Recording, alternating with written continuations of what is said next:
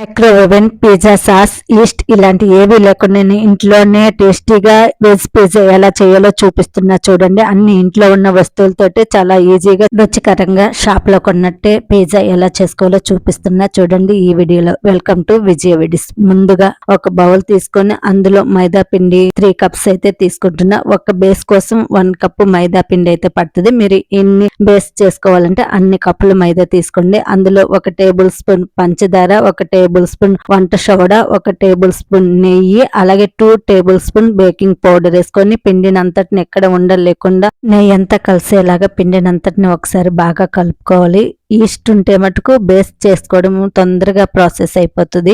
East లేకుండానే base తయారు చేస్తున్నాం కాబట్టి ఇవన్నీ వేయాలి. అలాగే 1 కప్పు కాచి చల్లార్చిన పాలు పోసుకొని పిండిని తడుపుకోవాలి. మిగిలిన పిండి అంతా నీళ్లు పోసుకొని ముద్దలాగా చేసుకోవాలి. మరి పిండి గట్టిగా కలుపుకోకూడదు, మరి ఎక్కువ లూజ్ ఉండకూడదు. మీడియంగా మన చపాతీ పిండి కంటే కాస్త లూజ్ గా ఉండేలాగా కలుపుకోవాలి. ఇలా కలుపుకొని దీన్ని మినిమం గంటన్నరైనా నానపెట్టుకోవాలండి. అప్పుడే బేస్ బాగా తయారద్ది. ఎంత ఎక్కువ టైం ఇస్తే బేస్ బాగా వస్తుంది. బేకింగ్ పౌడర్, సోడా అవన్నీ వేసినాం కాబట్టి బాగా బేస్ తయారవుతుంది. దాన్ని పక్కన పెట్టుకొని మరో బౌల్ తీసుకొని వెజ్ పిజ్జా చేస్తున్నా కాబట్టి నేను పన్నీరు, మష్రూమ్ తీసుకున్నాను. అలాగే నాన్ వెజ్ పిజ్జా చేసుకోవాలంటే ఈ ప్లేస్ లో మీరు చికెన్ గానీ ఏదైనా తీసుకోవచ్చు. ఇందులో ఒక 1/2 టీ స్పూన్ పసుపు, 1/2 టీ స్పూన్ కారం, అలాగే 1/2 teaspoon Kashmir red chilli powder వేసుకోండి. కలర్ బాగా కనిపిస్తుంది. అలాగే ఒక 1/2 టీ స్పూన్ అల్లం వెల్లుల్లి పేస్ట్, చిటికెడు ఉప్పు, 2 టేబుల్ స్పూన్ పెరుగు వేసుకొని బాగా పట్టేలాగా పన్నీర్కి ఇలా కలుపుకొని దీన్ని కూడా ఒక 10 నిమిషాలు పక్కన పెట్టుకోండి. అప్పుడు మసాలాలంతా బాగా పడతాయి. నేను 10 నిమిషాల తర్వాత చూపిస్తున్నా. మష్రూమ్స్ లో ఉండే వాటర్ ఇలా అయితే ఊరి బయటకు వస్తాయి. దీన్ని ఇప్పుడు ఫ్రై చేసుకుందాం. ఎక్కువ ఫ్రై చేసుకునే అవసరం లేదు, లైట్ గా ఫ్రై చేసుకుంటే సరిపోద్ది. 1 టేబుల్ స్పూన్ ఆయిల్ వేసుకొని ఈ మష్రూమ్స్, పన్నీర్ వేసుకొని లైట్ గా ఫ్రై చేసుకోవాలి. ఆ వాటర్ అంతా ఇనికిపోయేదాకా కాస్త డ్రైగా అయ్యేటట్టు ఫ్రై చేసుకొని ముక్కలు పిజ్జా మీద పెట్టుకుంటే తినేటప్పుడు బాగుంటుంది. మరి అంత పచ్చిగా లేకుండా మీకు డైరెక్ట్ పచ్చి మష్రూమ్, పన్నీర్ పెట్టుకొని పిజ్జా చేసుకోవాలంటే అలా కూడా చేసుకోవచ్చు. కానీ ఇలా చేసి పెట్టుకుంటే టేస్ట్ చాలా బాగుంటుంది. ఈ విధంగా చూడండి, కొంచెం మష్రూమ్ ఉడికి ఫ్రై అని ఇలా అయితే సరిపోతుంది. దీన్ని తీసుకొని పక్కన పెట్టుకోవాలి. మీ దగ్గర పిజ్జా సాస్ ఉంటే దాన్ని అప్లై చేసుకోవచ్చు. మార్కెట్ లో ఈజీగా దొరుకుతుంది. నా దగ్గర అయితే లేదు. నేను అందుకని ఇప్పుడు పిజ్జా సాస్ కూడా చేస్తున్నాను ఇంట్లోనే. ఇప్పుడు అది ఎలా చూద్దాము. మరొక కడాయి తీసుకున్న అందులో 2 టేబుల్ స్పూన్ ఆయిల్ వేసుకుని అందులో సన్నగా కట్ చేసుకున్న ఉల్లిపాయ ముక్కలు 1/2 కప్ వరకు వేసుకోవాలి. అలాగే ఒక 10 దాకా వెల్లుల్లి రబ్బలు పొట్టు తీసి సన్నగా కట్ చేసి వేసుకుని ఉల్లిపాయలు మంచి రంగు వచ్చేంత వరకు ఫ్రై చేసుకోవాలి.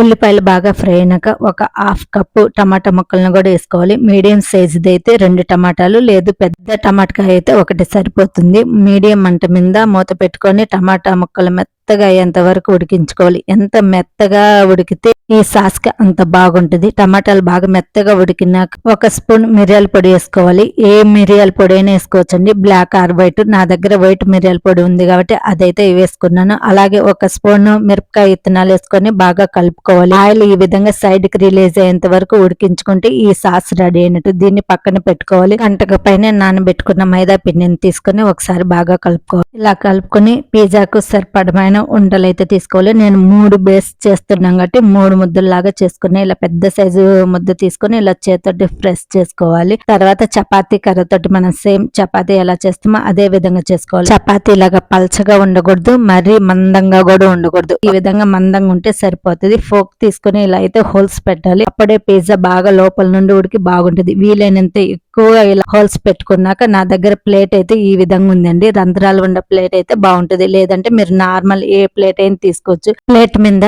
పిజ్జా బేస్ వేసుకొని ముందుగా చేసుకున్న పిజ్జా సాస్ ని అప్లై చేసుకోవాలి. మీరు కావాలంటే మెత్తగా కావాలనుకుంటే మిక్సీ పట్టుకొని అయినా తీసుకోవచ్చండి. ఈ సాస్ ని నేను ఇలానే పెట్టేసుకున్నా. తర్వాత టమాటా సాస్ 1 స్పూన్ వేసుకోవాలి. చీజ్ మటుకు ఎక్కువగా వేసుకోండి. మీకు ఎంత ఎక్కువ కావాలంటే అంత ఎక్కువ వేసుకోండి. అప్పుడే బాగా ఉంటుంది చీజ్ వేయటం వల్ల. అలాగే red capsicum, green capsicum, yellow capsicum ఇలా కలర్ఫుల్ గా పెట్టుకోండి. మీ దగ్గర ఏ వెజిటేబుల్స్ ఉంటే ఆ వెజిటేబుల్స్ కూడా పెట్టుకోవచ్చండి. నా దగ్గర ఉన్న కలర్ క్యాప్సికమ్ అన్ని అయితే పెట్టేసుకున్నాను. తర్వాత ఉల్లిపాయలు కూడా అండి ఇలా పెద్ద సైజులోని ముక్కలుగా కట్ చేసి పెట్టుకున్నాను.